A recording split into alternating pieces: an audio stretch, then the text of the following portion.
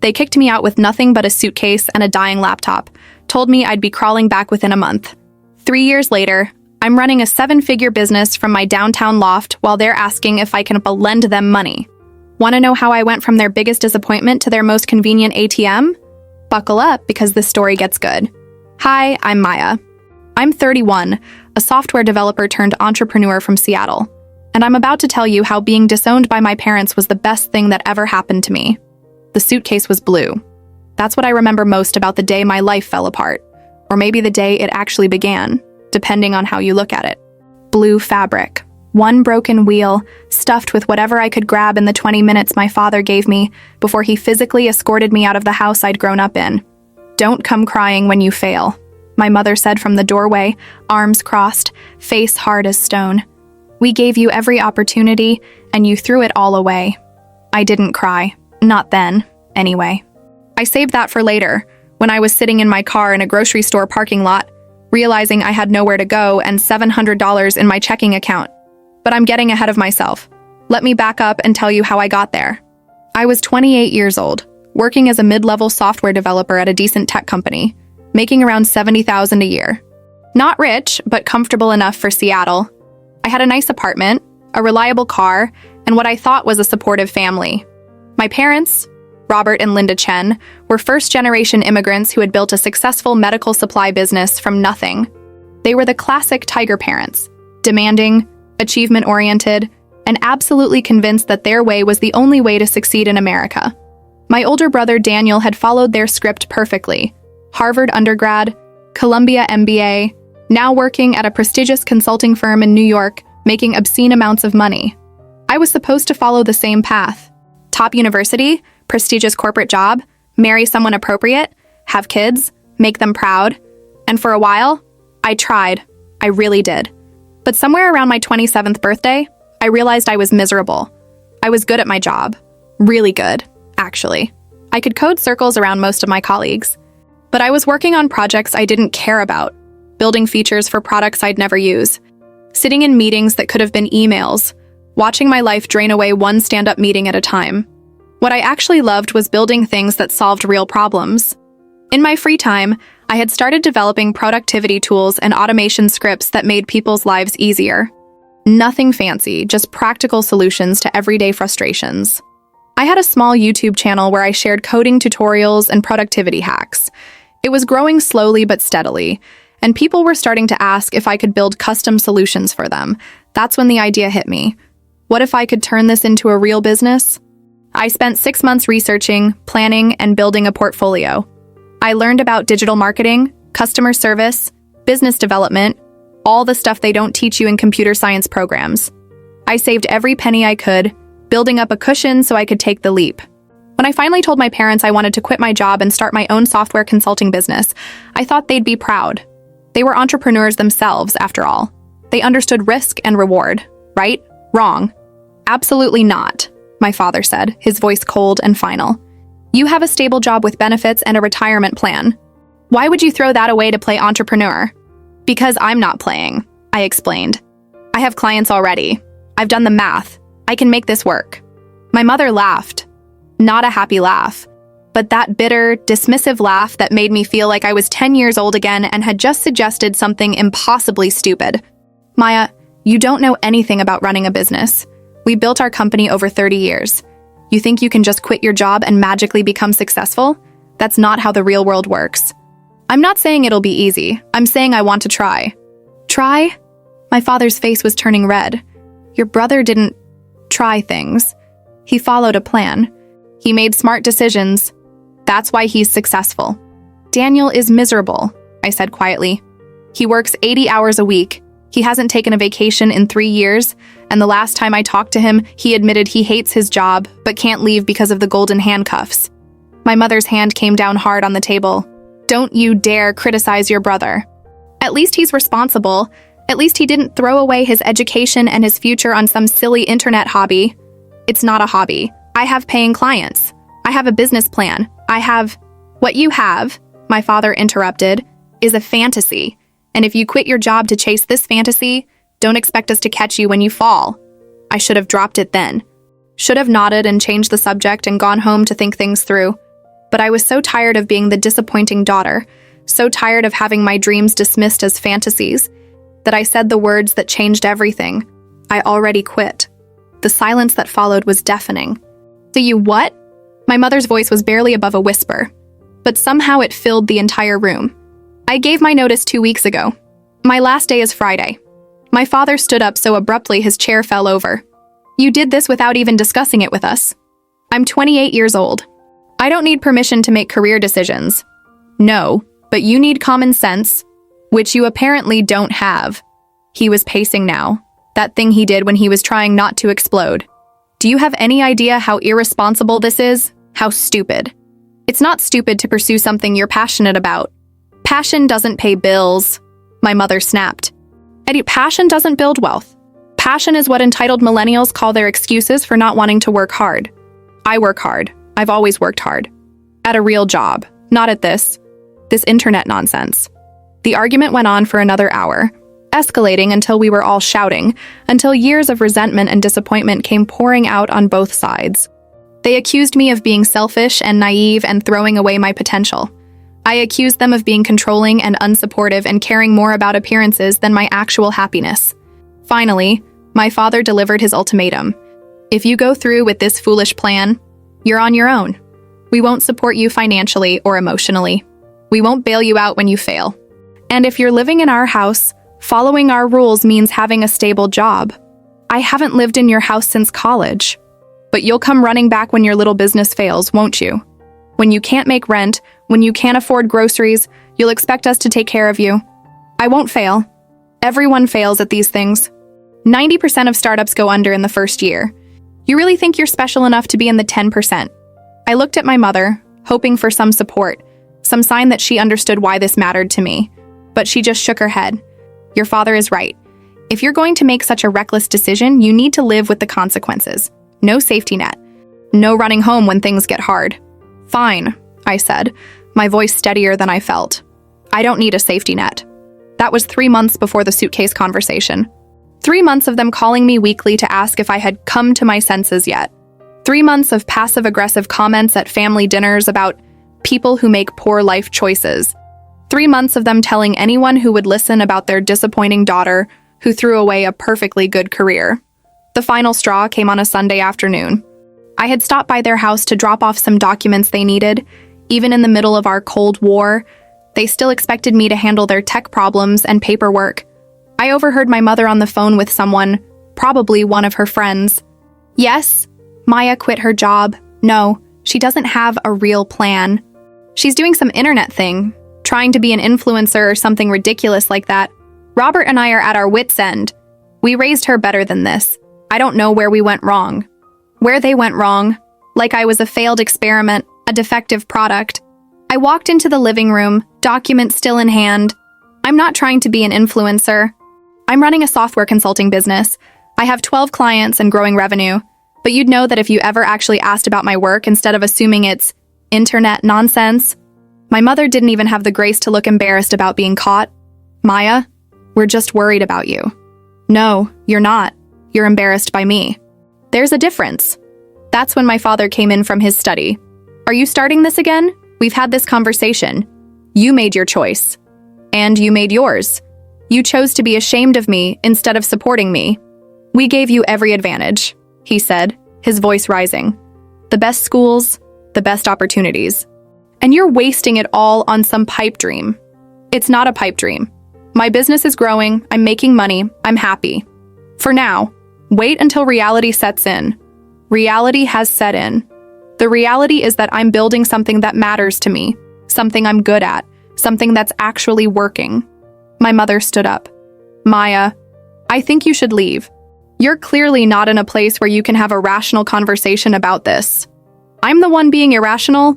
I'm not the one who refuses to even look at the business plan or talk to my clients or acknowledge that maybe, just maybe, your daughter knows what she's doing." "You don't know what you're doing," my father said flatly. "You're playing at being an entrepreneur because you don't want to do real work." And that's when I snapped. "You know what? I'm done. I'm done trying to prove myself to you. I'm done being your disappointment. I'm done pretending that we have a relationship based on anything other than your expectations and my failures to meet them. Maya. No, I'm done. Don't call me. Don't email me. Don't act like you care about my life when all you actually care about is how my choices reflect on you. I turned to leave, but my father's voice stopped me. If you walk out that door, don't bother coming back. If this is how you want to treat your family after everything we've done for you, then you're not welcome here anymore. I turned around slowly. Are you serious? Completely. You want to be independent? You want to reject our advice and throw away your future? Fine. Do it without us. My mother was nodding. We're not going to enable this behavior anymore. If you want to destroy your life, you'll do it on your own. I should have tried to de-escalate, should have taken a breath and stepped back. But I was so tired of being the one who always had to back down, always had to apologize, always had to be the reasonable one while they got to be as hurtful as they wanted. Okay, I said. I'll leave, and I won't come back. Don't be dramatic, my mother said. You'll change your tune when you can't pay rent next month. I can pay my rent. I've been paying my own rent for years. For now. We'll see how long that lasts. I left without saying goodbye. That was on Sunday. By Wednesday, they had escalated from angry to vindictive. My father called to tell me that since I was rejecting the family, I needed to return the laptop they had bought me for college graduation. It was 6 years old and barely functional, but apparently, they wanted it back. Are you kidding? I asked. We paid for it. If you're not part of this family anymore, you don't get to keep things we gave you. It was petty and ridiculous, but I was too exhausted to fight about it. Fine, I'll drop it off this weekend. No, bring it today. And anything else we ever bought you? Dad, I'm working. I have a client call in an hour. That's not my problem. You have until 6 o'clock today, or I'm reporting the laptop as stolen. He wouldn't actually do that, would he? I found out on Friday when 2 police officers showed up at my apartment to ask about stolen property. My father had reported not just the laptop, but also a TV, some furniture, and several other items that he claimed belonged to him and that I had taken without permission. Nothing was stolen. Everything he reported was either something I had bought myself or something that had been explicitly given to me as a gift years ago. But proving that meant bringing receipts and documentation to the police meant hours of my time dealing with something that was clearly just harassment. That's when I realized they weren't just disappointed in me. They were actively trying to sabotage me. I returned everything on the list, including the ancient laptop that could barely run modern software. I packed it all in a box and left it on their doorstep with a note. Here's your stuff. Enjoy it more than you ever enjoyed having a daughter. I thought that would be the end of it. I was wrong. Saturday morning, my father called. We need you to come get your belongings from the house. You have things in your old room that need to be removed. What things? I haven't lived there in almost 10 years. High school yearbooks, old clothes, boxes of who knows what. It needs to go. We're turning your room into a home gym. A home gym. They were erasing me from their house entirely. Fine. I'll come by next weekend. No. Today, you have until 8 o'clock tonight. That's not reasonable. I have work to do. Then I guess we'll throw it all away. He hung up. I almost didn't go. Almost let them throw away whatever remained of my childhood. But there were photos in those boxes, mementos that couldn't be replaced. So I rearranged my afternoon, canceled a client meeting, and drove to their house at 7:30. That's when I found out the real plan. When I got there, all my belongings were already on the front lawn in trash bags. My father was standing in the driveway with his arms crossed. What is this? I asked. Your things. Take them and leave. I started loading bags into my car, anger burning in my throat. My mother came out as I was grabbing the last bag. This is what happens when you disrespect your family, she said. You end up alone. I looked at her, really looked at her, and realized I didn't recognize this person. This wasn't the mother who had tucked me in at night, or helped with my homework, or cheered at my soccer games. Or maybe it was, and I had just never seen her clearly before. I'm not the one who destroyed this family, I said quietly. You did that when you decided your pride was more important than your daughter. Our pride? She actually laughed. You're the one who's too proud to admit you made a mistake. Too stubborn to come home and fix this. Home? I looked at the trash bags, at my childhood scattered across their perfect lawn like garbage. This hasn't been my home for a long time. I just didn't want to see it. That's when my father stepped forward with the blue suitcase. You forgot this. I didn't understand at first. Then I saw that it was packed. Someone had gone through the bags and put some of my things in the suitcase. The bare minimum. "What are you doing?" "Consider this your official notice," he said. "You're no longer part of this family. Don't call, don't visit, don't expect anything from us. You wanted independence? Here it is." My mother added, "Don't come crying when you fail. We gave you every opportunity, and you threw it all away." I stood there in their driveway, holding that blue suitcase, and felt something shift inside me. Not sadness, I would feel that later. Not anger, though there was plenty of that. What I felt was clarity. These people weren't going to change. They weren't going to suddenly realize they had been wrong. They weren't going to apologize or reach out or try to mend the relationship. They had decided who I was: the disappointing daughter, the failed entrepreneur, the ungrateful child, and nothing I did would change that narrative. So I stopped trying to change it. I loaded the last bag into my car, set the suitcase on the passenger seat, and looked at my parents one final time. "You're right," I said. "I won't come crying when I fail, because I'm not going to fail.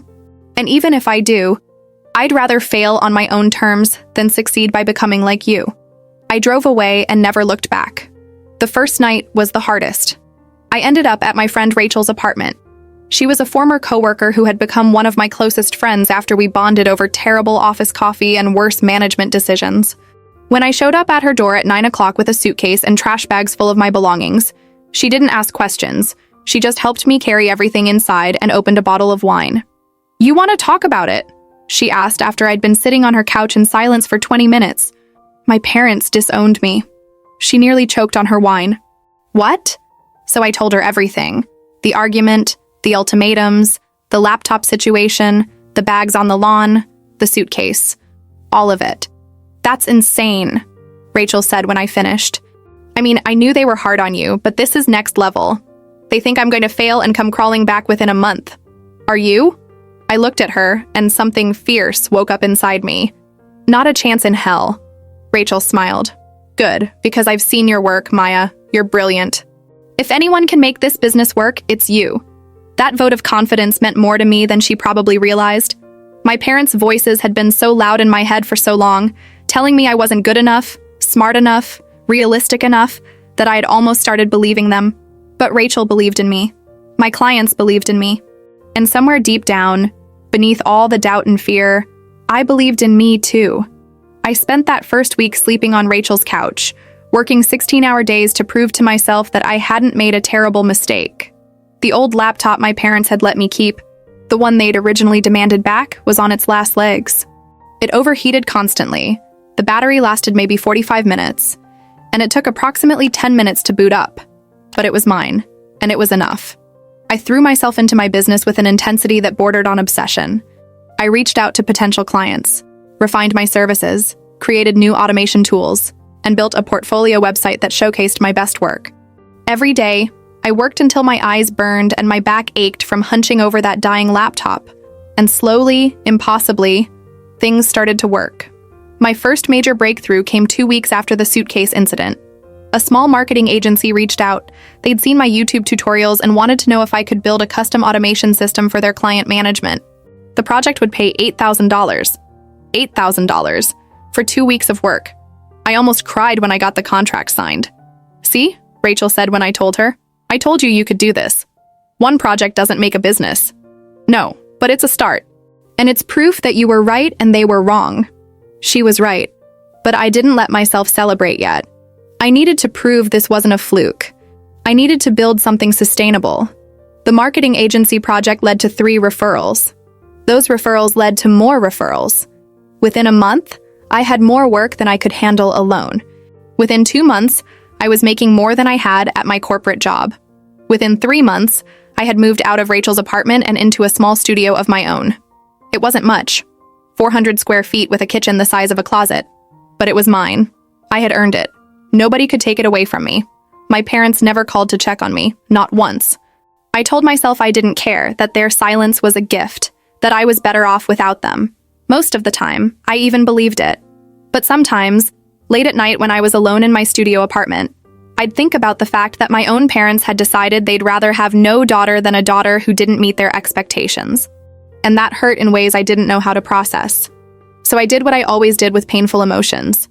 I channeled them into work. I started creating more detailed tutorials for YouTube, sharing not just coding tips, but also business advice for aspiring entrepreneurs. I talked about the fear of starting something new, the loneliness of working for yourself, the way people would doubt you and dismiss your dreams. I didn't mention my parents specifically, but I'm sure anyone watching could read between the lines. The channel started growing. 100 subscribers became 1,000. 1,000 became 10,000. People resonated with the message that you didn't need anyone's permission to build the life you wanted. One video in particular went viral, relatively speaking. It was called "What to Do When Your Family Doesn't Support Your Dreams." And in it, I talked about the difference between people who say they want what's best for you and people who actually support what's best for you. And sometimes, I said to the camera, the people who are supposed to love you unconditionally will only love you if you meet their conditions. And when you realize that, you have a choice. Shrink yourself to fit their expectations or grow beyond their limitations. Choose growth every time. That video got 100,000 views in a week. The comment section was full of people sharing their own stories of unsupportive families, of choosing themselves over other people's expectations, of being called selfish or stupid or irresponsible for pursuing their dreams. I read every single comment, and with each one, I felt a little less alone. By month 6, I had hired my first contractor, a junior developer who could handle some of the simpler projects while I focused on the complex stuff and business development. By month 9, I had 2 full-time employees and an office space. By month 12, I was running a legitimate software consulting firm with 7 employees and annual revenue approaching $500,000. I wasn't just surviving. I was thriving. And my parents had no idea. I had blocked their numbers after the suitcase incident, blocked them on every platform I could think of. I didn't want to know if they were checking on me, didn't want to give them any opportunity to claim credit for my success or validation for their predictions of my failure. My brother Daniel was a different story. We had always been close, despite the age gap and the pressure from our parents to compete with each other. He had texted me a few times in those first months, mostly just checking in to make sure I was okay. I kept my responses brief but honest. "I'm good. Business is growing. Hope you're well." He never pushed for more information, and I appreciated that. I think he understood that I needed space from anything connected to our parents, and he was too much a part of their world for us to maintain a real relationship. But around the 1-year mark, he called me, "Hey, Maya. Long time." "Hey, Daniel, what's up?" There was a pause. "I heard about what happened. With Mom and Dad." "Heard from them, you mean?" "Yeah. Their version, anyway. I wanted to hear yours." So I told him. Not emotionally, just factually. What I had wanted to do, what they had said, how it had escalated, the ultimatum, the suitcase. He was quiet for a long moment after I finished. "That's messed up," he said finally. "Yeah. For what it's worth, I think you did the right thing. Starting your own business, I mean, not the family stuff, that's complicated, but the career move. You were never happy at that corporate job. You noticed?" "Of course I noticed. You're my sister. I pay attention." I felt my throat tighten. "Then why didn't you say anything when they were tearing into me about it?" Another long pause. "Because I'm a coward. Because it was easier to stay out of it than to take your side against them. Because I told myself it wasn't my business. Pick your reason. They're all true and they all make me feel terrible." I hadn't expected him to be so honest. "I'm sorry, Maya. I should have supported you. I should have stood up for you. I didn't, and I regret it." "Why are you telling me this now?" "Because I saw one of your YouTube videos, the one about unsupportive families, and I realized I was part of the problem. I might not have been the one holding the suitcase, but I stood by and watched it happen. That makes me complicit." I didn't know what to say. An apology from Daniel was something I'd never expected. "How's the business actually going?" he asked. "Mom and Dad say you're probably struggling but too proud to admit it." I laughed, couldn't help it. "Of course they do. The business is doing great, actually. Better than great. We're on track to clear $500,000 in revenue this year." "Holy crap, Maya. That's amazing. Thanks. It's been a lot of work. But yeah, it's working. I'm really proud of you. I know that probably doesn't mean much coming from me, but I am." It meant more than he knew. "Thanks, Daniel. That actually helps." "Are you ever going to tell them about the success?" "Why would I? They made it clear they didn't want me in their lives unless I was following their script. I'm not interested in giving them the satisfaction of being right about me needing to prove myself to them. Fair enough. But for the record, you didn't need to prove anything. You were always brilliant. They were just too stubborn to see it. We talked for another hour. Really talked for the first time in years. He told me about his own struggles with the golden child role, how exhausting it was to be the perfect son, how much pressure he felt to maintain the illusion that he had it all figured out. Sometimes I envy you, he admitted. You got out? You're building something that actually matters to you. I'm just collecting a paycheck and dying a little inside every day. So leave. Start over. Do something different. I can't. I have student loans, a mortgage, a lifestyle I've built around this income. I'm trapped. You're not trapped. You're scared. There's a difference.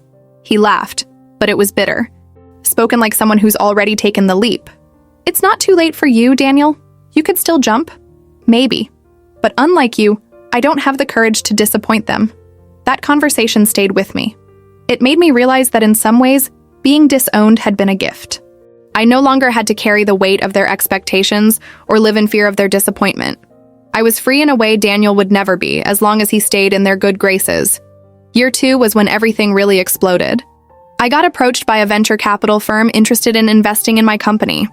They saw the growth trajectory, the innovative automation tools we were developing, and the gap in the market we were filling. They offered me $2 million for a 20% stake in the company. $2 million. I almost said yes immediately, but I had learned to be cautious, to read the fine print, to understand what I was really agreeing to. So I hired a lawyer, a good one, to review the terms. Turns out the VC firm wanted board seats and approval rights over major decisions. They wanted to scale aggressively, which meant hiring fast and potentially compromising quality. They wanted to pivot from consulting to product development, which wasn't where my passion lay. In short, they wanted to turn my company into their company. I turned them down. My lawyer thought I was crazy. Do you understand how much money you're walking away from? I understand. But I didn't build this company to hand control over to people who don't understand what makes it special. I did this to be free, not to trade one set of bosses for another. Instead, I took a different approach. I bootstrapped growth more slowly, reinvesting profits back into the company instead of taking VC money. I hired carefully, focusing on culture fit and shared values rather than just speed. I built systems and processes that could scale without sacrificing quality. It was slower, but it was mine. By year 3, we had grown to 20 employees and were approaching $2 million in annual revenue. We had expanded from pure consulting into developing our own productivity software tools, applications that solved the same problems I had been solving for clients, but packaged in a way that anyone could use. Our flagship product was an automation platform that integrated with common business tools and helped companies streamline their workflows. It wasn't revolutionary, but it was well-designed, user-friendly, and actually worked. Within 6 months of launch, we had 10,000 paying subscribers. That's when the interviews started. Tech publications wanted to know about the woman who had built a successful software company without VC funding. Business magazines wanted to hear about bootstrapping and sustainable growth. Podcasts wanted me to share my entrepreneurial journey. I said yes to most of them. Not because I wanted attention, but because I wanted other people, especially women, especially people whose families doubted them, to see that it was possible, that you could build something meaningful without permission or validation from people who didn't believe in you. In every interview, I told some version of the same story. I had left a stable corporate job to start my own business. My family hadn't supported the decision. I had done it anyway. I never mentioned the suitcase or the disownment or the specific cruelty of how it had ended. That felt too personal, too raw, too much like airing family drama for sympathy. I wanted people to focus on the success, not the sob story. But the universe has a funny way of forcing issues you're trying to avoid.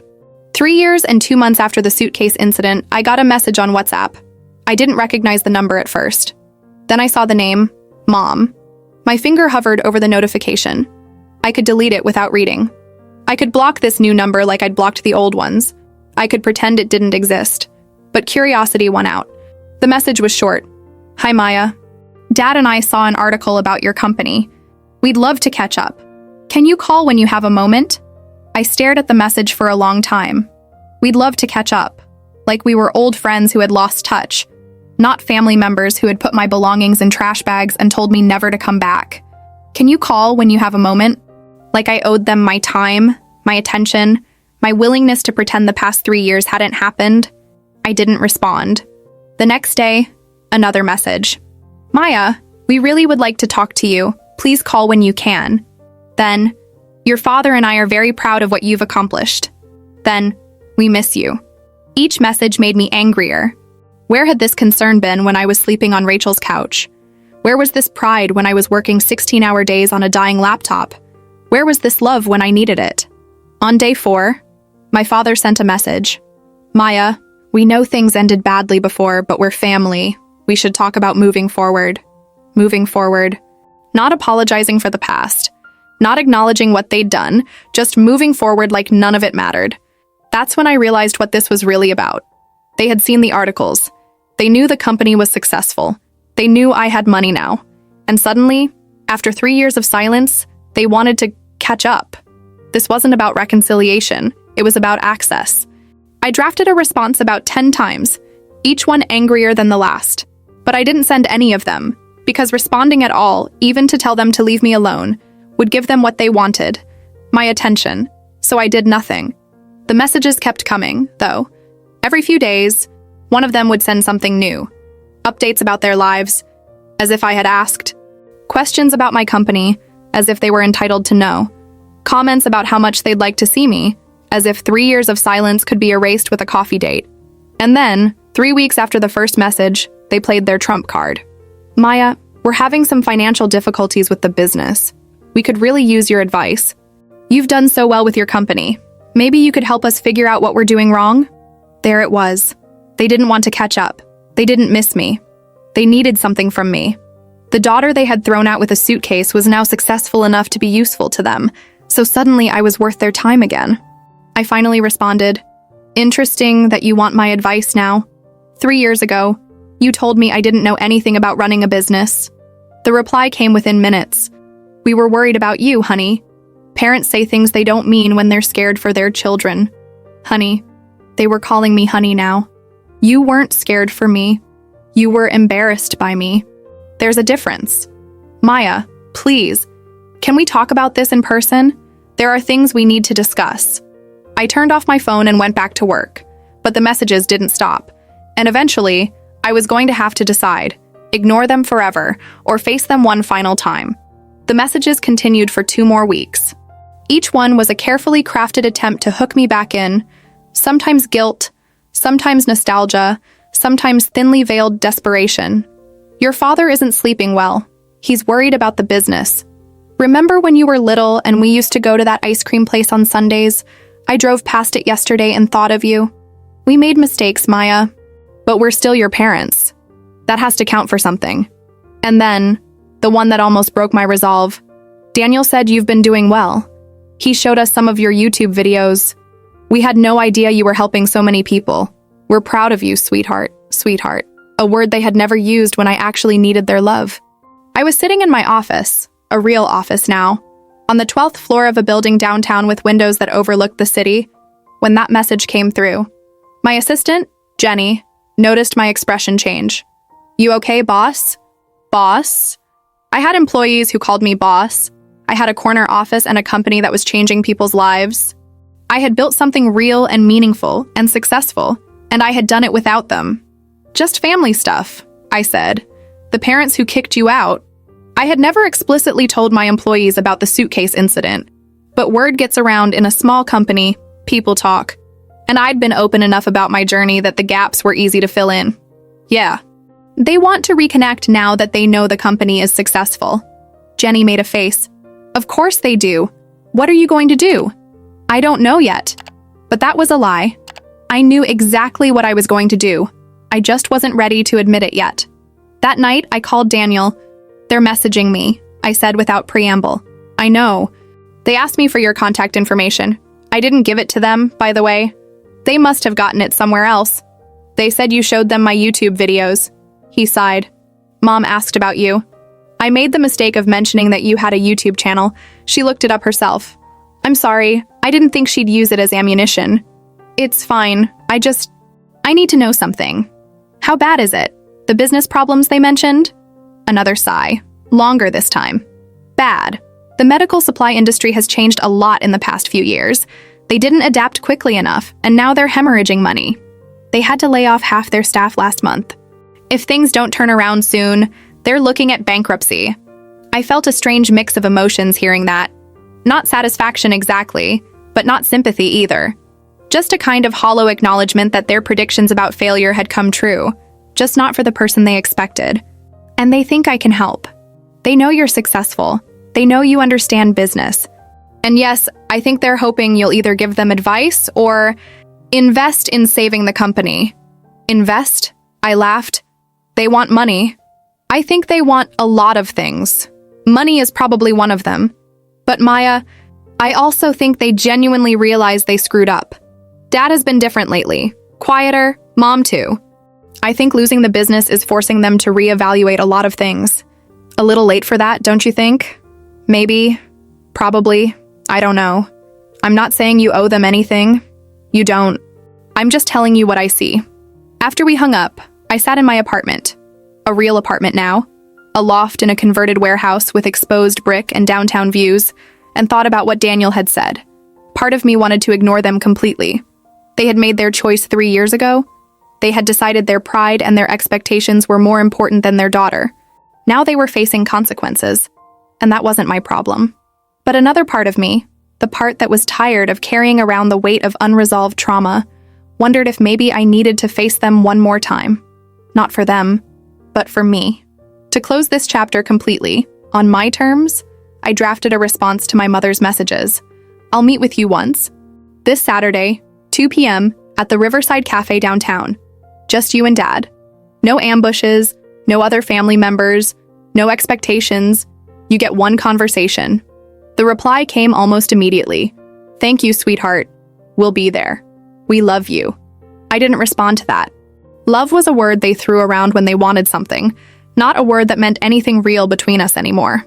Saturday arrived with typical Seattle rain. Not a downpour. Just that persistent drizzle that makes everything gray and dreary. I got to the cafe early, ordered coffee, and claimed a table in the back corner where we'd have some privacy. At exactly 2 p.m., my parents walked in. I barely recognized them. My father looked smaller somehow, shoulders hunched in a way I'd never seen before. His hair had gone completely gray. My mother's clothes, always so carefully chosen to project success and sophistication, looked worn and outdated. They both looked tired in a way that went beyond lack of sleep.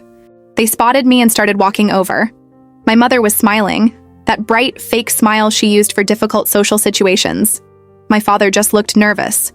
"Maya," my mother said, reaching out as if to hug me. I stayed seated. Mom, Dad. They sat down across from me. There was an awkward moment where nobody knew how to start.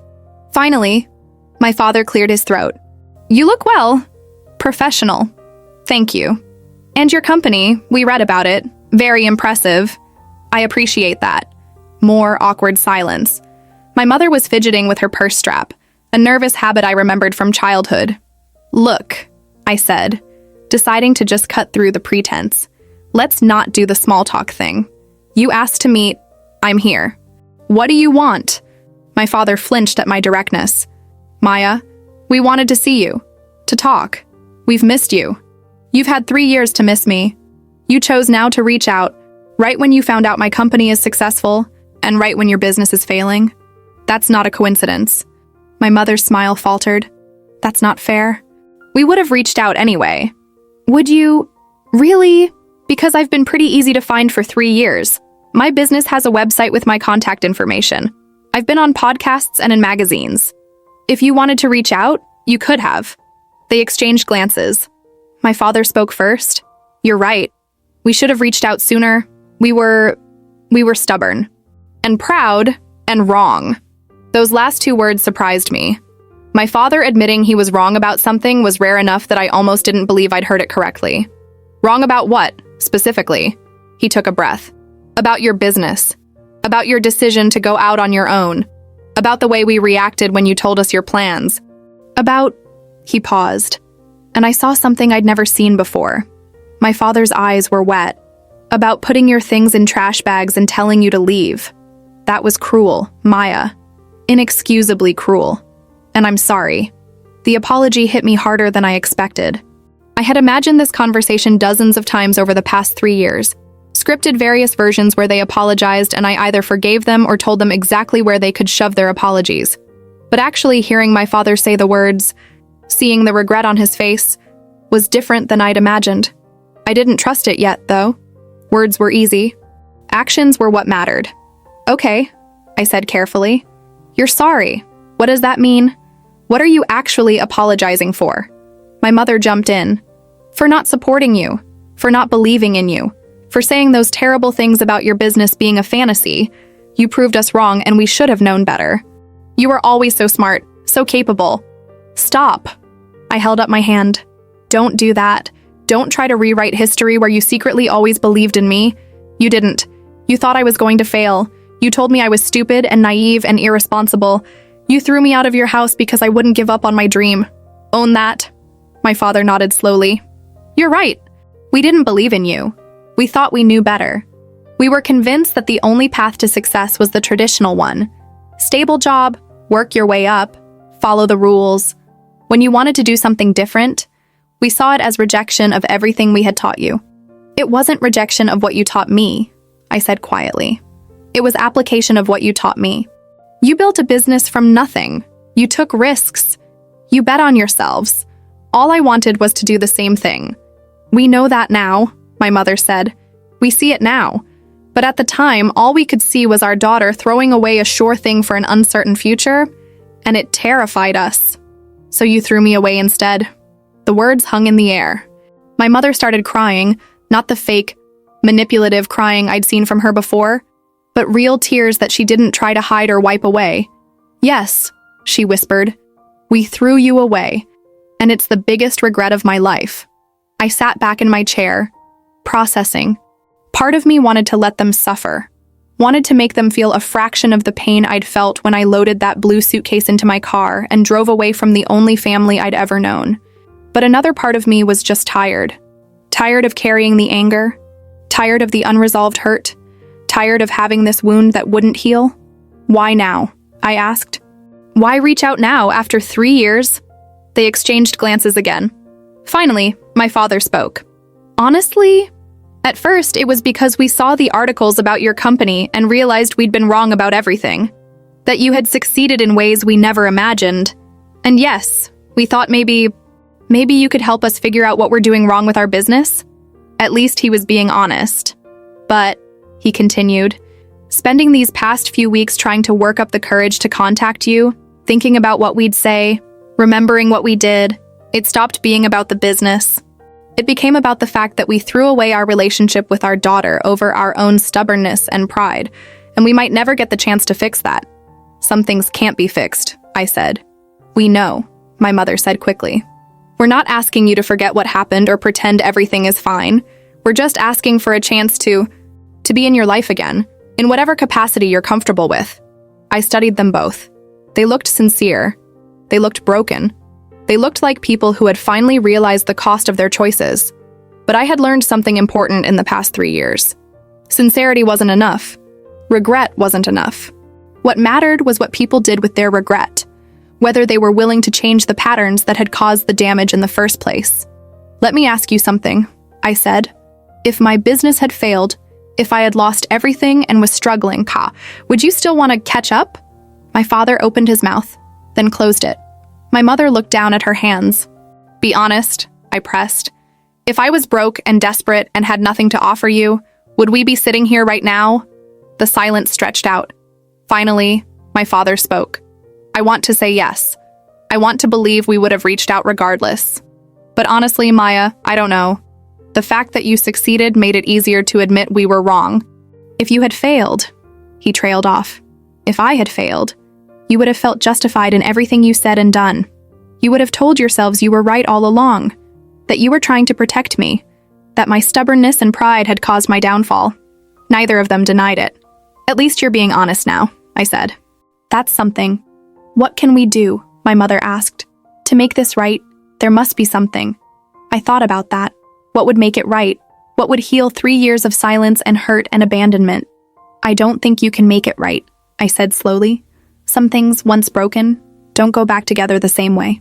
But if you're serious about wanting to be in my life again, Here's what needs to happen. They both leaned forward, eager to hear what I'd say. First, you need to understand that I don't need you. I built this life without your support or approval. I'm successful because I worked hard and believed in myself when nobody else did. Whatever relationship we might have going forward, it's not going to be based on me needing your validation or you needing my help. They nodded. Second, you need to actually be sorry. Not sorry that you were wrong. Sorry that you hurt me. Sorry that you chose your pride over your daughter. Sorry that you threw my childhood belongings on the lawn like garbage. Sorry that when I needed you most, you weren't there. My mother was crying harder now. We are sorry, Maya. We're so sorry. Then show me. Don't just say it. Show me what that means. What are you willing to do differently? My father spoke up. We want to be in your life. We want to know about your business, your friends, your life. Not because we need something from you, but because you're our daughter and we love you. Love is a verb, I said. It's something you do, not something you say. If you love me, you'll show up. You'll be there when I need support, even if it's inconvenient. You'll celebrate my victories without making them about you. You'll respect my boundaries and my decisions, even when you disagree with them. We will, my mother said. We promise we will. And third, I continued, you need to understand that I'm not going to forget what happened. I'm not going to pretend the past 3 years didn't exist. If we rebuild this relationship, it's going to be different than before. I'm not going to shrink myself to make you comfortable. I'm not going to apologize for my success or downplay my accomplishments. I'm not going to be the disappointing daughter anymore, because I'm not disappointed in who I've become. We don't want you to be anyone other than who you are, my father said. You've built something incredible. You should be proud. I am proud. The question is whether you can be proud of me for who I actually am, not for who you wanted me to be. They both nodded emphatically. I took a breath. Okay, here's what I'm willing to offer. I'll give you a chance to prove that this is real, that you're actually sorry and actually willing to do the work to rebuild trust. But it's going to be slow, and it's going to be on my terms. Whatever you need, my mother said. I need space. I need consistency. I need you to show up without expecting anything in return. And I need you to understand that if you hurt me again the way you did before, there won't be another chance. This is it. We understand, my father said. And Maya, thank you for even being willing to try. We talked for another hour. They asked about my business, not in the way they used to, analyzing and critiquing, but with genuine curiosity and interest. They asked about my life, my apartment, my friends. They told me about their business struggles, about how humbling it had been to realize they didn't have all the answers after all. And slowly, carefully, something started to shift. Not forgiveness exactly, not yet, but maybe the beginning of a possibility that someday we could find a way to be family again. As we were leaving, my mother hugged me. I let her, though I didn't fully hug back. I really am proud of you, Maya, she whispered. I should have said that 3 years ago. I should have said it every day. I'm sorry it took me so long. I pulled back and looked at her. Words are easy, Mom. Show me with actions. I will. I promise. We agreed to meet again in 2 weeks. No expectations, no agenda, just coffee and conversation. A chance to start rebuilding something that had been broken. As I drove home, I thought about the blue suitcase sitting in my storage unit. I had kept it all this time, not for sentimental reasons, but as a reminder of what I had survived, what I had built from nothing, what I had proven. Maybe it was time to let it go, or maybe I'd keep it a little longer, until I was sure I wouldn't need the reminder anymore. My phone buzzed with a text from Rachel. How did it go? I typed back. Complicated, but maybe okay. Proud of you either way. Want to grab dinner? Yes. And Rachel, thank you. For everything. For believing in me when nobody else did. Always, babe, always. I pulled into my parking garage and sat in my car for a moment, looking out at the city lights. 3 years ago, I had driven away from my parents' a house with nothing but that blue suitcase and a dying laptop. I had been scared and hurt and angry and determined. Now I had a company, a team, a life I had built with my own hands. I had proven everything they said I couldn't do. And maybe, just maybe, I was ready to let them be part of it. Not because I needed them, but because I was strong enough now to choose whether to forgive them.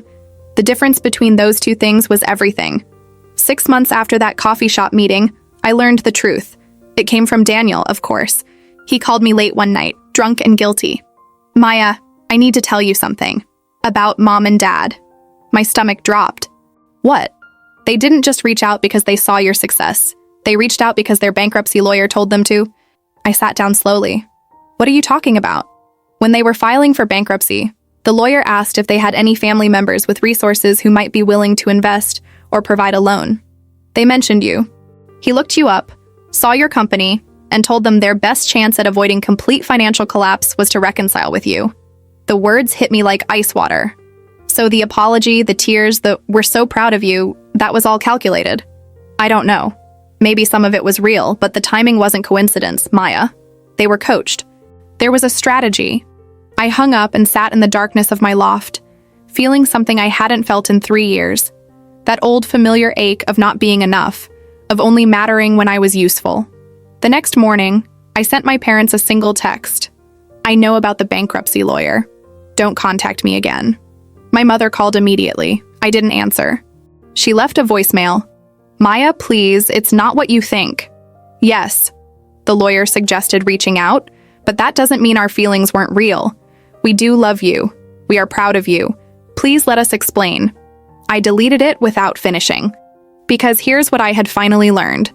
It didn't matter if some of their feelings were genuine. What mattered was that when given the choice between loving me unconditionally and loving me conditionally, they had chosen conditions every single time. They loved me when I might be useful to them. They were proud of me when my success reflected well on them. They wanted me in their lives when I had something to offer.